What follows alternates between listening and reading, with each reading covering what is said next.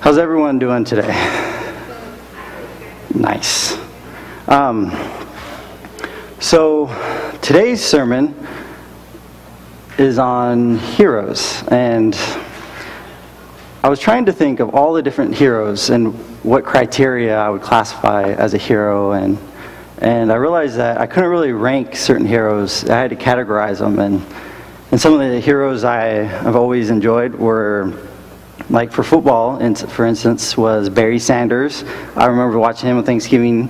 We would always have the turkey bowl on, or not turkey bowl, but the game on, and Barry Sanders would always be running, and he was kind of a short guy, but he just had really thick legs, and he had the agility, and I just loved watching him run. And he even pretty much got his entire team to the playoffs. They ended up not making it, but it was pretty awesome to watch him play. Another one was Jerry Rice. I love Jerry Rice, and he actually wasn't even the most naturally talented receiver. What made him so amazing was his work ethic. He worked harder than anyone else in the NFL, and he worked year round. He was awesome, and the stories and things he did it was pretty amazing. I was trying to see people in faith also. I was who would I talk about? Who has been one of my heroes in my faith? There was quite a list. I started thinking about it, and then a question popped in my head. And that question was, why are these my heroes? Are they my heroes because they give me the strength to do the things that I need to be doing in my own relationship with Jesus Christ? That I look at the things that they've done and overcome, and I can draw inspiration and just know that I'm not alone in the things I do? Or are they my hero because they were doing the things for Jesus that I know I should be doing, but I am not willing to do myself? And so that kind of took me back a step, that when I started to really think, why are they my heroes? Is it because I want to be a cheerleader and not really do anything myself? Or is it because they do give me strength? And so I'll come back to that later. But today, I want to talk about one of my heroes, Joseph. Many of you have heard him. He's referred to as Joseph with a coat of many colors. There was a movie about it, and it was pretty good.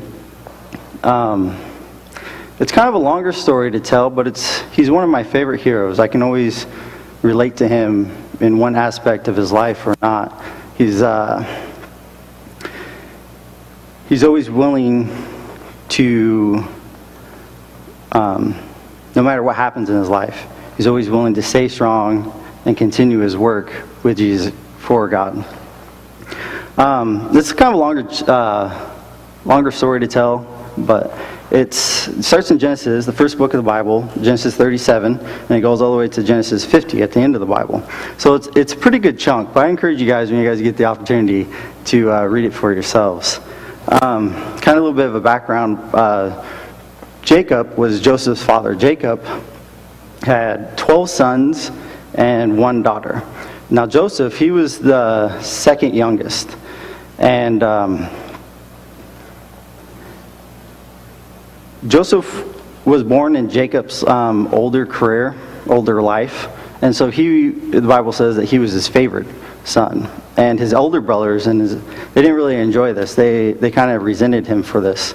And even later on, Jacob gave Joseph a coat, a fancy coat, and the brothers even resented him more. And then one day, to make things worse, is that Joseph had a dream. And the dream was that all his brothers would one day bow down to him. And so he went and he told his brothers, and they said some not nice things. They hated him even more. And then later on after that, he had another dream. And this dream was that not only was his brothers bowing down to him, but also his father and his mother. And he went and told his dad, and his dad kind of yelled at him a little bit, said, "What are you thinking? Why are you having these dreams?" And I don't know how I'd react to that if my son said, "You're going to bow down to me one time." I don't know if I'd take my belt off and say, "Well, not today," or what I would do. I kind of thought about that, and I couldn't really come up with a good idea. But, and so Anyway, so Joseph, even though he was given these dreams, and even though he was a favorite, he still was faithful to his father. He went and tended his father's flocks. Then one day, Jacob said, "Hey, your brothers have been gone for a while. Why don't you go check on them, see how they're doing, and report back to me?" And so Joseph said, "Okay, I'm willing." And he went. And he found his brothers, and his brothers really did not like him. So I'm pretty sure the fact that they were away were probably a good thing. But to kind of show you how much they did not like him, in Genesis chapter 37, verse 18, I kind of read on how they accepted their brother when he came to check on them. It said, "When Joseph's brothers saw him coming, they recognized him in the distance. As he approached, they made plans to kill him. 'Here comes the dreamer,' they said. 'Come on, let's kill him and throw him into the cistern. We can tell our father a wild animal has eaten him. Then we will see what becomes of his dreams.' But when Reuben heard of their scheme, he came to Joseph's rescue. 'Let's not kill him,' he said. 'Why should we shed any blood? Let's throw him into this empty cistern here in the wilderness. Then he'll die without our laying a hand on him.' Reuben was secretly planning to rescue Joseph and return him to his father. So when Joseph arrived, his brothers ripped off his beautiful robe as he was wearing, when they grabbed him and threw him into the cistern. Now the cistern was empty, where there was no water in it. Then, just as they were sitting down to eat, they looked up and saw a caravan of camels in the distance and coming toward them. It was a group of Ishmaelites, traders, taking a load of gum, balm, aromatic resin, and galeed down to Egypt. I am horrible at reading random words that I don't normally read. Judah said to his brothers, "What will we gain by killing our brother? His blood would just give us a guilty conscience. Instead of hurting him, let's sell him to these Ishmaelite traders. After all, he is our brother and our own flesh and blood." And his brothers agreed. So when the Ishmaelites, who were Midianite traders, came by, Joseph's brothers pulled him out of the cistern and sold him for 20 pieces of silver, and the traders took him to Egypt. Sometime later, Reuben returned to get Joseph out of the cistern. When he discovered that Joseph was missing, he tore his clothes in grief. Then he went back to his brothers and complained, "The boy is gone. What will I do now?" Then the brothers killed a young goat and dipped Joseph's robe in its blood. Then they sent the beautiful robe to their father with this message, "Look at what we found. Doesn't this robe belong to your son?" Their father recognized it immediately. "Yes," he said, "it is my son's robe. A wild animal must have eaten him." Joseph has clearly been torn into pieces. Then Jacob tore his clothes and dressed himself in burlap. He mourned deeply for his son for a long time. His family all tried to comfort him, but he refused to be comforted. "I will go to my grave mourning for my son," he would say, and then he would weep. Meanwhile, the Midianite traders arrived in Egypt, where they sold Joseph to Potiphar, an officer of Pharaoh, the king of Egypt. Potiphar was the captain of the guard. So here we have a young man. At the time when he was taken into slavery, he was 17 years old.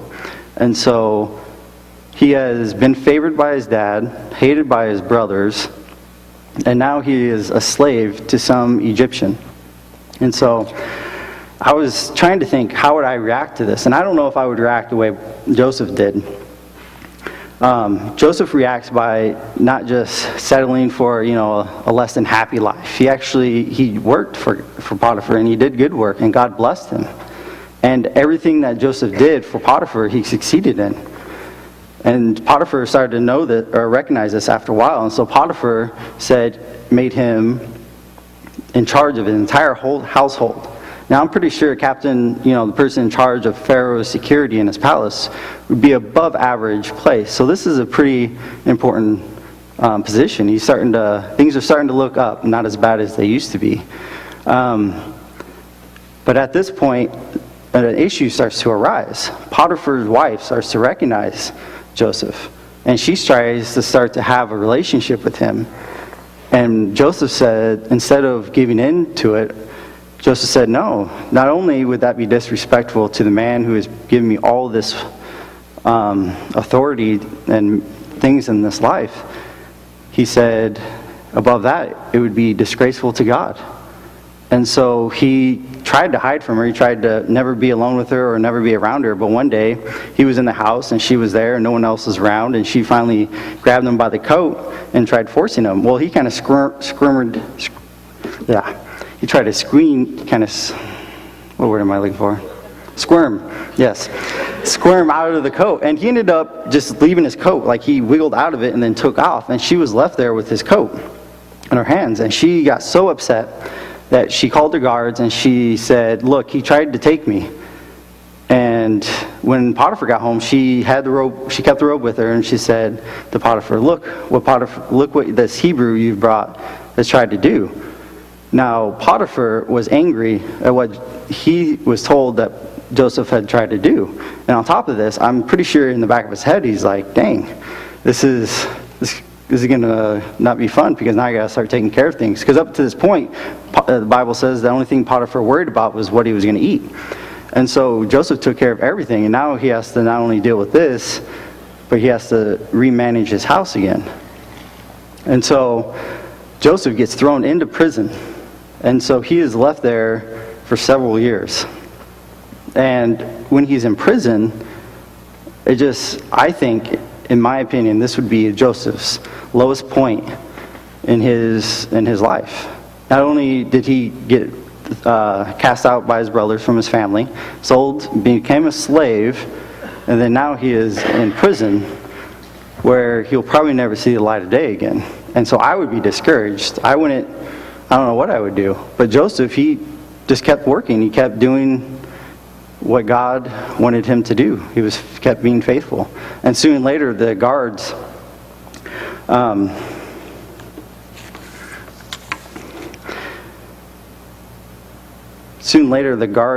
made him in charge of the entire prison. That every time there was an issue, they would say, go to Joseph.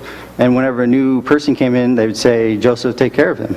And that's what Joseph did. The guards left him in charge of the entire prison. And one day, after several years, there was two gentlemen that came to prison. One was the chief cupbearer for the Pharaoh, and the other one was the chief baker for the Pharaoh. Now, these two people had two dreams. They each had their own dream. The first one, the cupbearer, had a dream about one day he would have grapes in his hand and he'd be squeezing into the cup for the Pharaoh again. And in the course of this, it was about 3 days. And Joseph interpreted the dream and said, in 3 days you will be restored to your position, and that you will be again the cupbearer for the Pharaoh. Well, the chief baker said, well, that was a pretty good interpretation. So he told him about his dream, and his dream was that there was 3 layers of baked goods on his head, and they were for Pharaoh. But these birds came along and they ate up all the bread and all the pastries and stuff like that. And he told Joseph this, and Joseph said, in 3 days, Pharaoh will lift you up and kill you. And he didn't like that. He said, that's not a good interpretation. But 3 days later was Pharaoh's birthday. And so when the chief baker and the cupbearer went before Pharaoh, Pharaoh restored the cupbearer back to his position. But he killed the baker. And so, but before the cupbearer left, Joseph said, hey, remember me. Remember what I've done for you, and remember how I was favorable when I interpreted how it was favorable that your interpretation was good. And he goes, okay. Well, he forgot about him. He didn't remember him. So for 2 more years, Joseph is stuck in prison. At this time, it had been 13 years from when Joseph was a little boy sold into slavery up until now. He had spent 13 years as a slave and as a prisoner. And so one night, the Pharaoh, he had two dreams. The first dream was an illustration of 7 good, healthy bulls. And these 7 good, healthy bulls lived for 7 days. And then at the end, after 7 days, there was 7 these dead cows came up out of the ground and killed the fat calves, the healthy ones. And then he had another dream where there were 7 good years of wheat and harvest. And then after the end of that, the harvest died and was killed by plants and drought. And so, at this point, Pharaoh told those officials, and he goes, "Hey, what does this mean? I know it's a vision from God. It's not normal." And everyone couldn't interpret it or do anything. And then Pharaoh's cup holder said, "Hey, I remember this guy in prison. He actually gave me a favorable interpretation of my dreams." And Pharaoh said, "Well, go get him." And so Joseph was brought in front of Pharaoh, and and Pharaoh told him these dreams. And Joseph, by God's wisdom, interpreted his dreams, and he told him what those dreams meant. And he said that you're going to have 7 years of abundance for the land of Egypt. And then following that, you're going to have 7 years of drought. And Joseph said it would be wise for you to, set those 7 years, set a fifth of everything that you harvest aside for those 7 years of drought. And so Pharaoh was so excited and felt so good about this that he made Joseph in charge of all this. In Genesis 41, chapter 41, starting at verse 37, I'll read that to you. Joseph's suggestions were well received by Pharaoh and his officials. So Pharaoh asked his officials, "Can we find anyone else like this man, so obviously filled with the Spirit of God?" Then Pharaoh said to Joseph, "Since God has revealed the meaning of the dreams to you, clearly no one else is as intelligent or wise as you are. You will be in charge of my court, and all my people will take orders from you. Only I, sitting on my throne, will have a rank higher than yours." Pharaoh said to Joseph, "I hereby put you in charge of the entire land of Egypt." Then Pharaoh removed his signet ring from his hand and placed it on Joseph's finger. He dressed him in fine linen clothing and hung a gold chain around his neck. Then he had Joseph ride in the chariot reserved for his second in command. And wherever Joseph went, the command was shouted, "Kneel down." So Pharaoh put Joseph in charge of all of Egypt. And Pharaoh said to him, "I am Pharaoh, but no one will lift a hand or foot in the entire land of Egypt without your approval." So up to this point, he's had a pretty rocky life. He's been hated by his brothers, sold into slavery, put in prison, and then now, all of a sudden, he is pretty much the leader of the entire land of Egypt. There's nothing he can't do at this point. That would be a pretty rocky road for me. I don't even know how I would handle that situation. That'd be tough, especially to be in a humble position, to be in a position where you're not hating the whole world. Because at this point, he can do whatever he wants. He could send guys back to his family and take care of his brothers, or he could take it out on the people of Egypt for what has happened to him. But he remains faithful to God and continues to do the work of God. And so for the 7 years, he puts away the fifth of the harvest of each year. And eventually, it gets so big that he just stops counting. He just says, just put it in the barn. And then after the 7 years, the famine came. And after about a year, his family, Jacob's family and his sons, started to see the effects of that, and they needed help. And so Jacob said, hey, I heard that there was wheat in Egypt. Go get wheat so we don't starve. And so 10 of his brothers set out. Benjamin, the youngest one, stayed home. And so the 10 brothers, they went to Egypt, and they went and got the food. Now, when they went to Egypt, Joseph recognized them and he saw them. And I don't know if he knew how to react either. He just kind of went up to him and said, "Why are you here?" And he goes, "We're here to get wheat from the land of Canaan, where our family is, so that we don't starve." And he goes, "I don't believe you, you're spies." And so he kind of messes with them a little bit. And he kind of goes through this dialogue of interrogating them. To them, it would seem like interrogation, but he kept asking questions like, "Hey, how's your father? Your mother, your family, what's going on?" He's kind of trying to catch up, but he's doing it in a way that interrogates them. And then he says, "You're all spies," and he puts them in jail. And he thinks about what to do with them. And he says, his youngest brother wasn't there. He goes, "So if you're not spies, then prove to me. Go back, get your youngest brother, and bring him here. And I'll keep one of you behind. And then if what you say is true, then I'll let you guys go." And so that's what happened. They go back and they tell Jacob, and Jacob's like, "No, I won't send my son." Because Jacob and Joseph, or Benjamin and Joseph, were born to the same woman, and she only had those 2 kids. And so he didn't want to lose the other one. But after a while, they started to starve, and Jacob gave in, and so the 11 sons went to Egypt to go get their other son, Simon. And so when he got there, he laid out a feast at his own place, and he sat down and he had dinner with them, and he gave Benjamin the largest of the portions. He loved Benjamin more than his other brothers. But after a while, talking with him, he couldn't handle himself anymore. He broke down in tears. And instead of taking revenge on him, he just wept, and he was happy, and he revealed himself who he was to his brothers. And they, at first, were shocked and they didn't believe him. And then they were afraid of him. They thought that he was going to take his revenge on them, but he didn't. He loved them.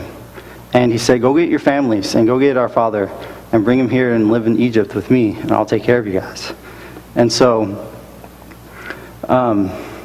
his father came, and they resided in the best place in Egypt, and he took care of his family. And then after his father died,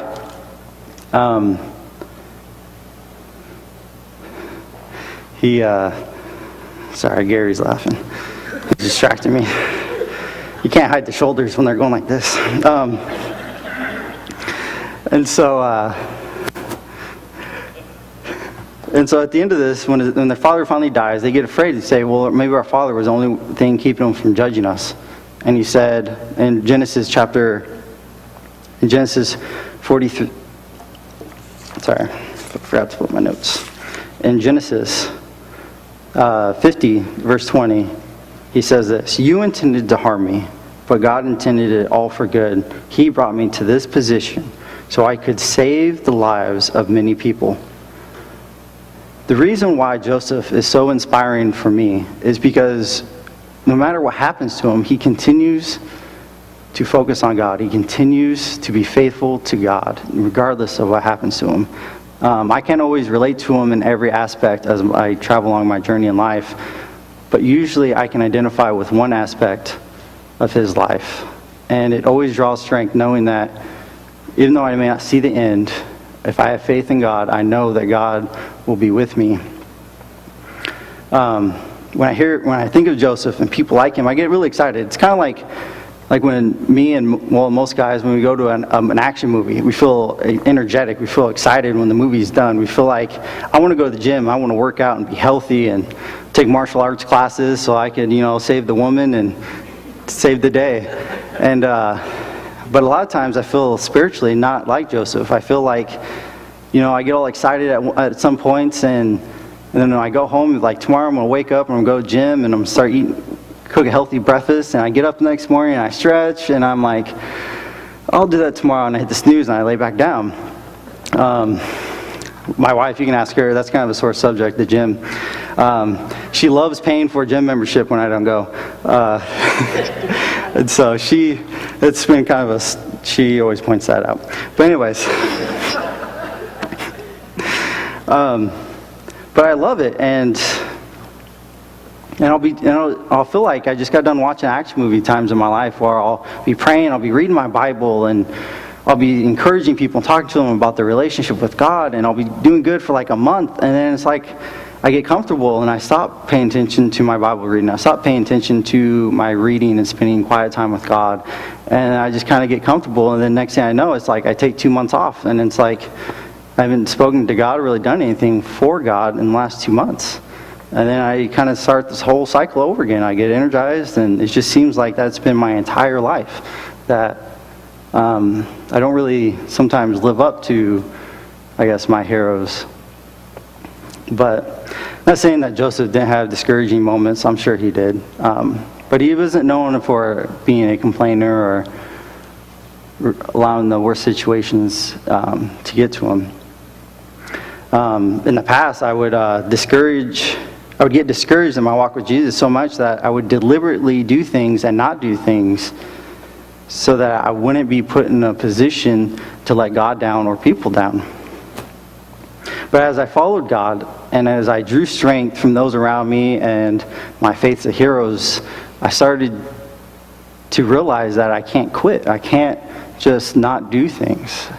That I have to stand back up. And even though if I do fall, I have to stand back up. And that regardless of what happens, I have to just remain faithful. Because I know that in the Bible there's story after story and story after story in my own life, that I know that God is always there and He is always faithful in the things that He does in my life and the promises that He gives me. As I looked yesterday, I went to the Run and Die yesterday. Jennifer and Miranda were actually on KEPR last night on the news.